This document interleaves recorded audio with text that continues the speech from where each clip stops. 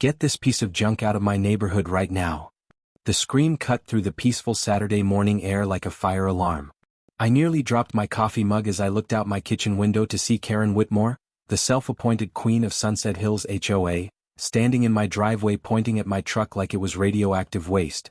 "This old piece of garbage is ruining the look of our beautiful neighborhood," she shrieked, her face turning red as she gestured wildly at my 1985 M1009 CUCV. "I will not tolerate this eyesore for one more second."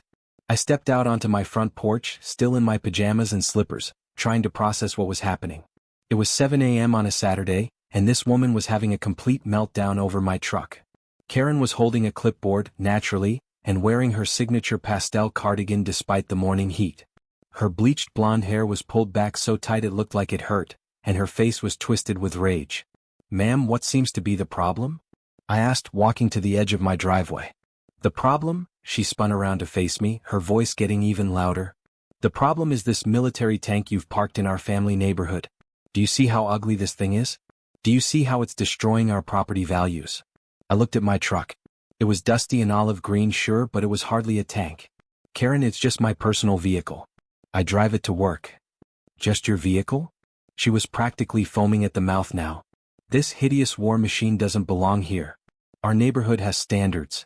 We have rules." Other neighbors had started coming out of their houses to see what the commotion was about. Mrs. Peterson from next door peeked out from behind her curtains. The Johnson family across the street had stopped loading their car to stare at the scene. "Karen, you need to calm down," I said, keeping my voice steady. "It's just a truck." "Just a truck?" she screamed so loud that a dog started barking somewhere down the street. "This is a military assault vehicle. You're bringing war equipment into our peaceful community." I couldn't help but laugh. "Karen, it's a 1985 Chevy Blazer with green paint. The most dangerous thing about it is the squeaky fan belt." But she was beyond reason now. She pulled out her phone and started dialing. "That's it. I'm calling the tow truck right now. I'm having this piece of junk removed from our beautiful neighborhood." "You can't just tow my truck from my own driveway," I said. "Watch me," she snarled, pressing the phone to her ear. "Yes, hello? Morrison's Towing? I need an immediate pickup of a dangerous military vehicle." "Yes, military. It's an assault truck." "No, I don't know if it has weapons, but it's military." That's when I realized this wasn't just Karen being her usual difficult self. This was Karen declaring war. And I was about to find out just how far she was willing to go to win. 20 minutes later, the tow truck arrived. I watched in disbelief as the tow truck driver, a big guy in overalls, hooked up my truck while Karen stood there supervising like a general commanding troops. "Make sure you handle it carefully," she told him. "It might be carrying weapons or explosives." The driver looked confused. "Lady, this is just an old Chevy. It's military equipment," she insisted. "Treat it as hazardous materials." "Karen, this is ridiculous," I called out. "You can't just." "Too late," she shouted back, her voice filled with triumph. "Should have thought about that before you decided to park an army tank in a family neighborhood." As my truck was loaded onto the flatbed, Karen walked over with that smug smile I'd grown to hate. "The truck is going to Morrison's impound lot on 5th Street, she said, consulting her clipboard. "You can pick it up after you pay the towing fee and the HOA fine." "How much?" "Towing fee is $350. HOA fine for violating community standards is $500, plus storage fees at $50 per day. And since I had to report it as hazardous materials, there's an extra $200 fee for that." She clicked her pen with satisfaction. "Should total about $1,050 by the time you get around to handling it." My jaw dropped. Over $1,000? For a parking violation. "Maybe next time you'll think twice before bringing military weapons into our peaceful community," she said, already walking away toward her house. "Weapons?" I called after her. "Karen, it's basically a Chevy Blazer with a different paint job." But she was already gone, disappearing into her perfect house with its perfect lawn and perfect pastel shutters, leaving me standing in my driveway in my pajamas, watching my truck disappear down the street. Standing there in the morning heat, I felt something I hadn't experienced since my last deployment, pure, focused anger. Not the hot rage that makes you do stupid things, but the cold, calculating kind that makes you plan your next move very carefully. Karen had no idea what she'd just started. I walked back inside and called my buddy Jake, who lived 2 neighborhoods over. "She did what?" Jake's voice came through the phone loud enough to wake the dead. "Had my truck towed." Told them it was a military assault vehicle carrying weapons. Dude, it's a CUCV. My grandfather had one. Used it to haul feed for his chickens. Tell that to Karen. She's convinced I'm storing missiles in the back. You want me to come over? I can bring my lawyer voice. Jake was a paralegal who'd gotten out of the army a year before me. He had a talent for sounding official when the situation called for it. Not yet, I said. Let me see how deep she wants to dig this hole first. After I hung up, I spent the next few hours doing what any good soldier does when facing an enemy: reconnaissance. I researched HOA laws, military surplus vehicle regulations, property rights, and fraud statutes. By the time I was done, I had a pretty good idea of just how badly Karen had screwed up. But I wasn't ready to show my cards yet. At noon, I drove my backup car, a boring gray Honda Civic, to Morrison's impound lot. The place looked exactly like you'd expect. A chain-link fence topped with razor wire, a tiny office that smelled like cigarettes and defeat, and rows of cars that had been towed for various reasons. My truck sat in the back corner, looking perfectly innocent among all the actual problem vehicles. Next to a rusted-out sedan with no wheels and a pickup truck that appeared to have been hit by a train, my olive green CUCV looked downright respectable. "You hear about the army truck?" asked the guy behind the counter. He was maybe 60, with grease-stained overalls and the kind of mustache that had gone out of style in 1987. "Yeah, that's mine." "Figured. You got that look." He pulled out a form. Lady who called it and was real specific about it being dangerous military equipment. Made us charge the premium rate for hazardous materials. Hazardous materials? Yeah, extra $200 on top of the regular fee. She said it might have weapons or explosives. Real dramatic about it too. Said we needed to handle it with extreme caution, and that the neighborhood was in danger. I stared at him. "It's a 30-year-old Chevy with a paint job." He shrugged. "Hey, I just tow him. You want your truck back? It's $1,050 total. Cash or card?" "Can I see the tow order?" He handed me the paperwork and I nearly laughed out loud. Karen's signature was at the bottom, along with a detailed description of my military assault vehicle and its immediate threat to community safety. She'd also checked boxes for hazardous materials, weapon storage, and emergency removal required. "This is completely fabricated," I said. "Take it up with whoever called it in, buddy. I just store 'em." I paid the fee, $1050 that I definitely didn't have to spare, but I made sure to get detailed receipts for everything. Then I took pictures of the tow order and Karen's wild claims. This was evidence I was definitely going to need. When I drove my truck home, Karen was waiting in her front yard like a spider that had felt something struggling in her web. She was wearing a different outfit now, a pink tennis dress that probably cost more than my monthly rent, and holding a glass of what looked like wine even though it wasn't even 2 p.m. yet. "Back so soon?" she called out, swaying slightly. "I'm surprised they let you have it back without a proper military inspection." I got out of the truck slowly, making sure she could see how calm I was. "Karen, we need to talk. I think we've said everything that needs saying. You filed a false report with the tow company. You claimed my truck was carrying weapons and explosives." Her face went pale for just a second before the smugness returned. "I said it was potentially dangerous. Military vehicles often carry dangerous equipment." "Based on what evidence?" "Based on the fact that it's a military vehicle," she slurred, waving her wine glass. "Normal people don't drive army trucks. Actually, lots of people drive surplus military vehicles. They're sold at public auctions specifically for civilian use. Well, they shouldn't be allowed in residential neighborhoods." "Says who?" "Says me. I've been protecting this neighborhood's property values for 12 years. I know what belongs here and what doesn't. And you think you have the right to make that decision for everyone?" She took a long drink of wine. "I have the right to enforce community standards. That's what the HOA board elected me to do."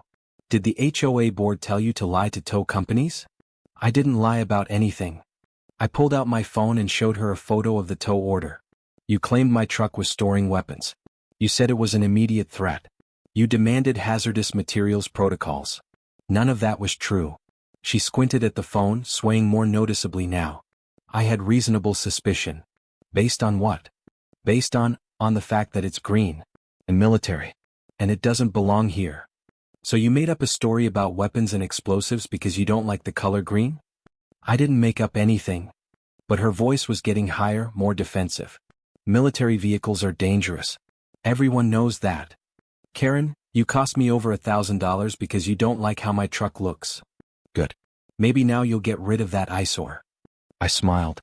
Actually, Karen, I think I'm going to keep it right here in my driveway. Forever. Her face went red. We'll see about that. I'm calling an emergency HOA board meeting. I'm having you removed from this neighborhood. You go ahead and do that, I said, walking toward my front door. I'll see you at the meeting. Over the next 3 days, I built my case like I was planning a military operation. I documented everything, every conversation with Karen, every photograph of my truck, every receipt and legal document. I researched the exact specifications of my CUCV and printed out pages proving it was just a modified civilian vehicle. But the real breakthrough came when I started talking to my neighbors. Mrs. Peterson, the elderly woman who lived next door to Karen, was my first stop. "Oh, that woman is insufferable," Mrs. Peterson said when I knocked on her door. "Always sticking her nose where it doesn't belong. Has she caused problems for other people?" "Honey, she's terrorized half the neighborhood. The Johnsons got fined $300 because their mailbox was the wrong shade of blue. The Garcias got in trouble for planting roses without architectural approval. She had the Martinez family's food truck towed from their own driveway during their daughter's quinceañera. Food truck. It wasn't even a business truck. They'd rented it for the party. Karen said it was a commercial vehicle and had it towed right in the middle of the celebration. Poor little girl was in tears. The whole family was humiliated. That's horrible. The worst part is Karen doesn't follow the rules herself. You see that shed in her backyard? She built that without approval. Those solar panels on her roof? Not approved either. And that wine cellar she had installed last year? Definitely not approved. But somehow those things never get reported to the HOA. This was getting better and better. Would you be willing to testify about this at the board meeting? I asked. Absolutely. I've been waiting 12 years for someone to stand up to that woman. My next stop was the Martinez family. Maria Martinez answered the door with a baby on her hip and immediately brightened when she saw me. "You must be the military man," she said. "I heard about what Karen did to your truck." "Mrs. Martinez, I'm gathering information about Karen's history with the HOA. I heard she had your food truck towed during your daughter's party?" Her face darkened. "That woman ruined my baby's quinceañera. Isabella had been planning that party for months. We saved up money for the food truck, sent out invitations, decorated the whole house. Then right in the middle of the celebration with all our family and friends there, Karen shows up with a tow truck. What did she say? She said commercial vehicles weren't allowed in the neighborhood. But it wasn't a commercial vehicle. We had rented it just for the party. All the food was already prepared.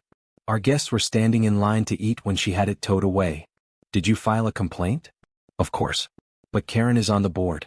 She said we should have gotten approval first, even though there's nothing in the HOA rules about party rentals. We ended up having to order pizza for 60 people at the last minute. It cost us an extra $400 and Isabella cried for days. Would you be willing to speak at the board meeting? I'll be there, she said firmly.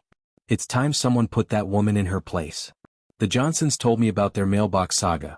Apparently, Karen had measured the color with some kind of device and determined it was navy blue number 47, instead of the approved navy blue number 46. The Garcias showed me the $500 fine they'd received for planting roses that were too red for the community's color palette. By Thursday evening, I had a file full of Karen's greatest hits and a small army of angry neighbors ready to back me up. The HOA board meeting was held in the community center, a beige building that looked like it had been designed by someone who'd never experienced joy. About 30 residents had shown up, which was apparently a record turnout. Karen sat at the front table with 4 other board members, all of whom looked like they'd rather be anywhere else. She dressed up for the occasion in a navy blue blazer and matching skirt, her hair sprayed into submission and her makeup applied with military precision. She kept glancing around the room with nervous energy, probably wondering why so many people had shown up. First item on the agenda, announced Bob, the board president, is a complaint filed by resident Karen Whitmore regarding military vehicles and residential driveways. Karen stood up and adjusted her blazer. Thank you, Bob. As many of you know, I've dedicated 12 years of my life to maintaining the standards and property values that make Sunset Hills such a desirable community. A few people nodded. Most just stared. Recently, we've had a serious breach of our community guidelines. Sergeant Rodriguez has been parking a military assault vehicle in his driveway, creating a safety hazard and lowering property values for everyone. She gestured toward me dramatically. This is not just about one ugly truck. This is about maintaining the character of our neighborhood. If we allow military weapons on our streets, what's next? Tanks? Artillery? Where does it end? Someone in the back of the room snorted with laughter. I took decisive action to protect our community, Karen continued, by having the dangerous vehicle removed. The towing company confirmed that it required hazardous materials protocols due to the potential for weapons storage. That's interesting, I said, standing up, because I have the tow order right here. I pulled out the paperwork and held it up. According to this document, you claimed my truck was carrying weapons and explosives. You demanded emergency removal procedures. You told them the neighborhood was in immediate danger. Karen's face went pale. I had reasonable suspicion. Based on what evidence? Based on the fact that it's a military vehicle. It's a 1985 Chevrolet Blazer that was originally used by the military for transporting personnel. It has no weapons mounts, no armor, no special equipment. It's literally just a Chevy with green paint. I walked to the front of the room and handed Bob a folder. Here are the complete specifications for the M1009 CUCV, the tow company receipts showing the false claims Mrs. Whitmore made, and documentation proving the vehicle is legally owned and registered for civilian use. Bob flipped through the papers, his eyebrows rising higher with each page. Mrs. Whitmore, he said slowly, did you actually inspect this vehicle before having it towed? I didn't need to inspect it. It's obviously military. So you made assumptions about its contents without any evidence? I made reasonable assumptions based on available information. What information? Karen was starting to sweat. Well, it's green, and it looks military. So you told the tow company it was carrying weapons because it's green? The room erupted in murmurs and a few barely suppressed chuckles. That's not. I mean, military vehicles are dangerous by nature. Mrs. Whitmore, Bob said, I'm looking at these specifications and this vehicle appears to be completely civilian in nature. There's nothing here that would justify the claims you made to the towing company. But the HOA rules clearly state. Actually, I interrupted, let's talk about the HOA rules. I pulled out another folder. I've reviewed the entire HOA agreement. There is no prohibition against personally owned vehicles, regardless of their original purpose. The only restriction is on commercial vehicles being used for business purposes. Military vehicles are commercial vehicles. Not when they're personally owned and used for personal transportation. Just like how a retired police car or fire truck becomes a personal vehicle when purchased by a civilian. Bob was nodding slowly. Mr. Rodriguez is correct. The rules prohibit commercial use, not commercial origin. Karen was getting desperate. But it's ugly. It's ruining our property values. Ugly isn't a violation of HOA rules, Bob said. We can't fine people for having unattractive vehicles. Then we need to change the rules. That would require a vote of the entire membership, not a unilateral decision by one board member. This was going even better than I'd hoped. But I wasn't done yet. There's another issue we need to discuss, I said. Mrs. Whitmore's pattern of harassment and abuse of her position. Karen's eyes went wide. That's completely false. Mrs. Martinez, would you like to tell the board about your daughter's quinceañera? Maria Martinez stood up and told the room about the food truck incident. By the time she was done, several people were shaking their heads in disgust. Mrs. Johnson, would you like to share your mailbox story? The Johnsons told their story. Then the Garcias. Then Mrs. Peterson talked about all the other incidents she'd witnessed over the years. With each story, Karen sank lower in her chair. The other board members were looking at her like they'd never seen her before. Furthermore, I continued, I'd like the board to investigate Mrs. Whitmore's own compliance with HOA rules. According to several neighbors, she's made numerous modifications to her property without approval. That's different. Karen sputtered. How is it different? Because I'm on the board.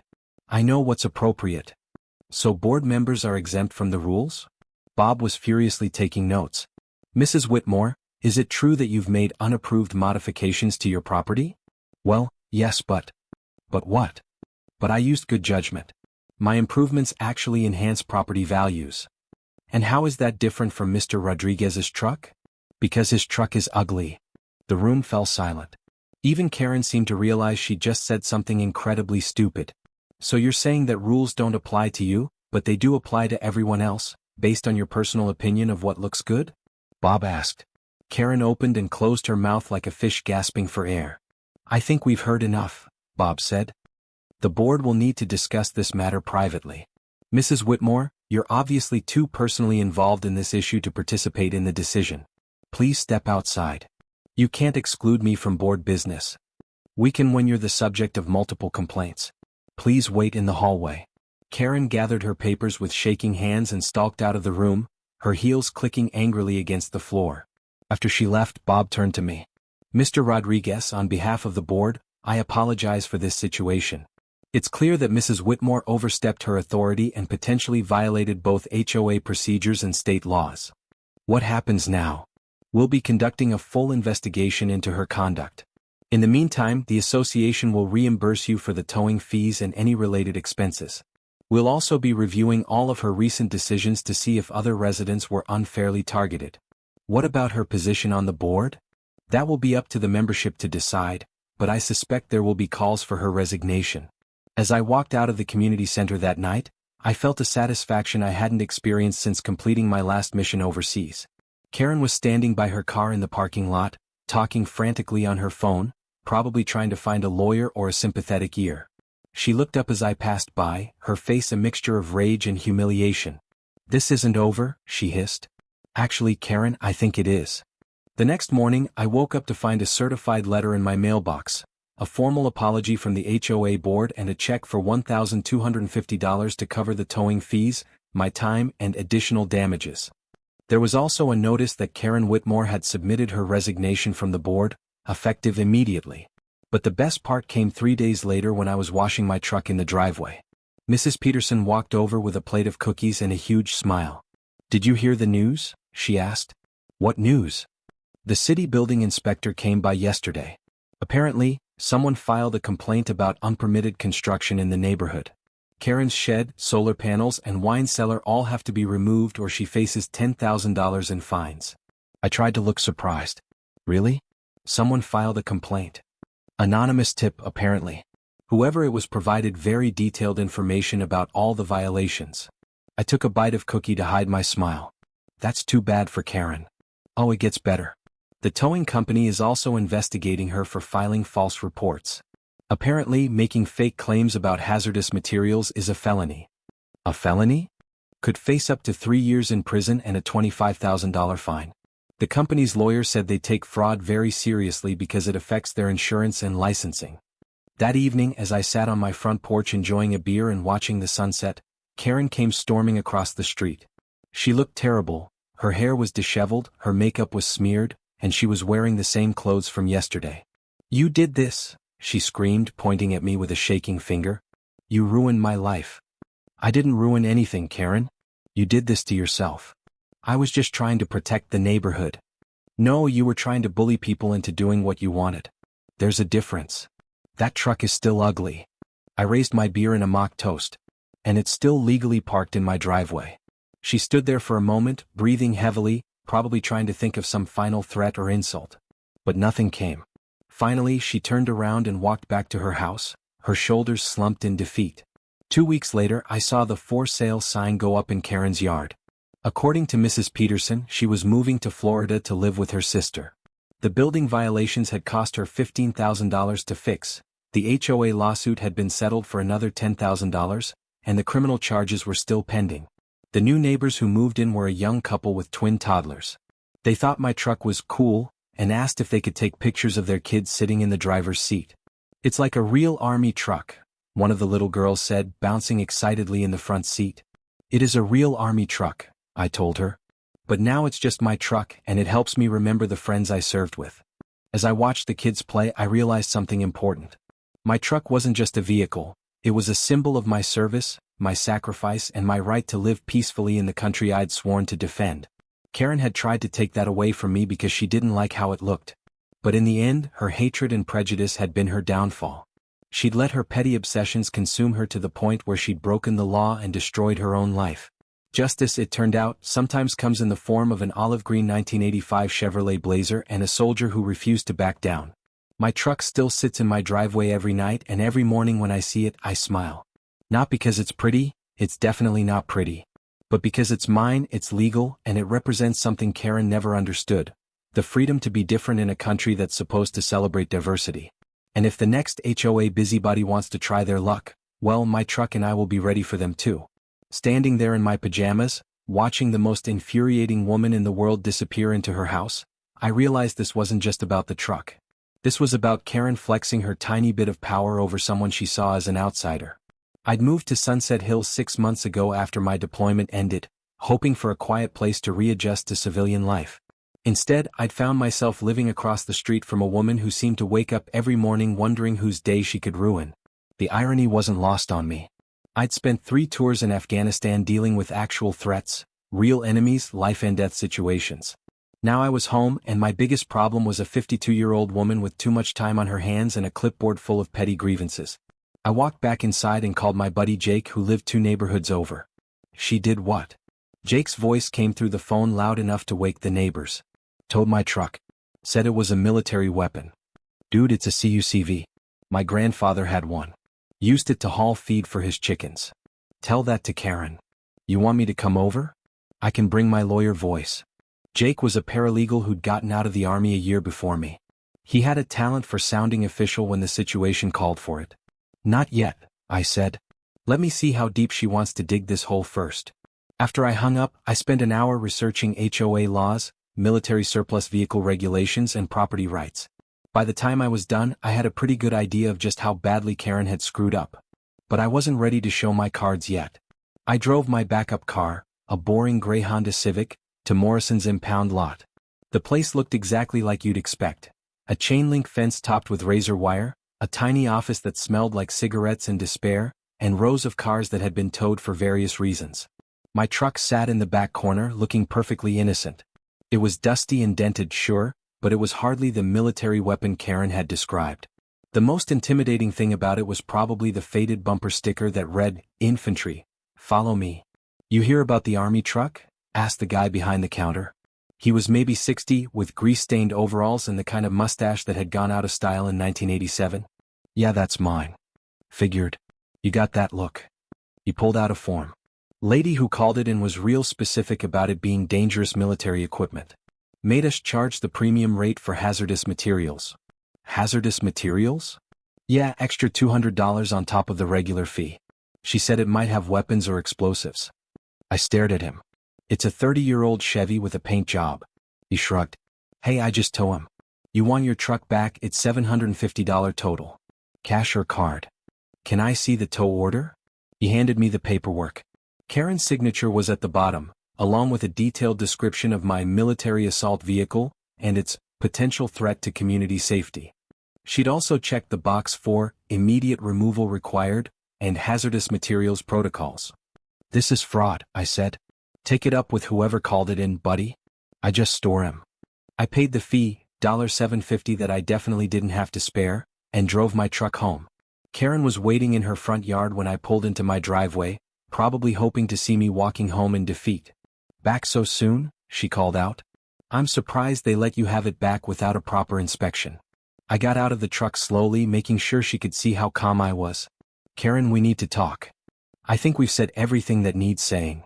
You filed a false report with the tow company. You claimed my truck was carrying weapons and explosives." Her face went pale for just a second before the smugness returned. "I said it was potentially dangerous. Military vehicles often carry dangerous equipment. Not this one. And you know it. I know that your truck is an eyesore that doesn't belong in this neighborhood. Actually, it does belong here. Because I own it and I live here, and there's nothing in the HOA agreement that prohibits personally owned vehicles, regardless of their original purpose." She clutched her clipboard tighter. Section 12.4 clearly states. Section 12.4 prohibits commercial vehicles being used for business purposes. My truck isn't being used for business. It's my personal transportation. It's still ugly. Ugly isn't illegal, Karen. But filing false reports is. That got her attention. I didn't file any false reports. You told the tow company my truck was carrying hazardous materials. That's why they charged me an extra $200. You had no reason to believe that was true. I had every reason to believe a military vehicle might be dangerous. Based on what? Did you inspect it? Did you have any evidence? Or did you just make an assumption because you wanted my truck gone? She opened her mouth to respond, then closed it again. For the first time since I'd met her, Karen Whitmore was speechless. "I'll be filing a complaint with the HOA board," I continued. and I'll be requesting reimbursement for the false towing fees you caused. The HOA board will never side with you over me, she said, finding her voice again. I've been on this board for 12 years. I know every rule, every regulation, every precedent. You've been here 6 months. We'll see. The next morning I started making phone calls. First, I called the HOA management company and requested copies of all the governing documents, meeting minutes, and complaint procedures. Then I called a lawyer, not Jake but a real one who specialized in HOA disputes. This is interesting, said Attorney Mitchell after I explained the situation. She may have exposed herself to several different types of liability. How so? Filing a false report with the tow company could be fraud.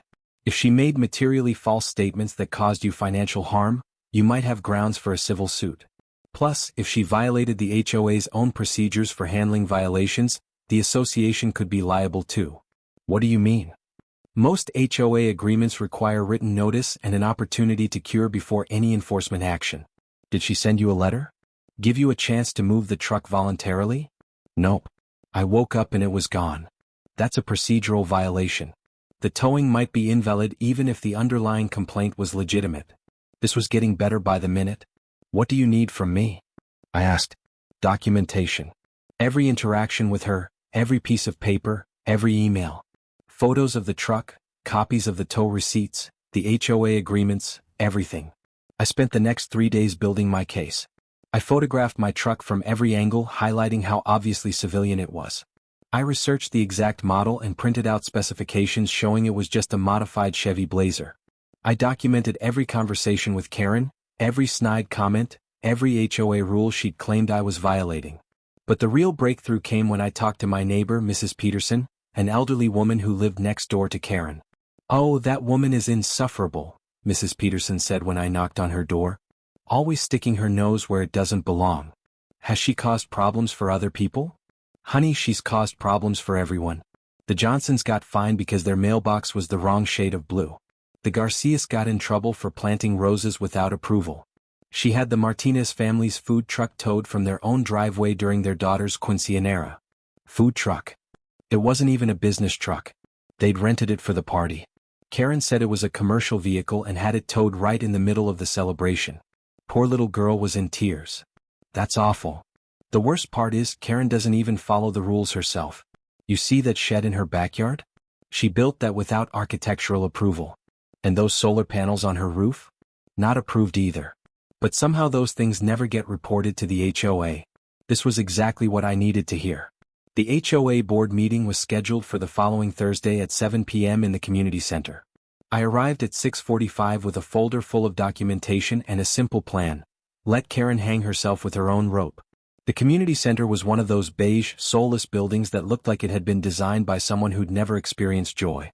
About 20 residents had shown up, which was apparently a decent turnout for a monthly board meeting.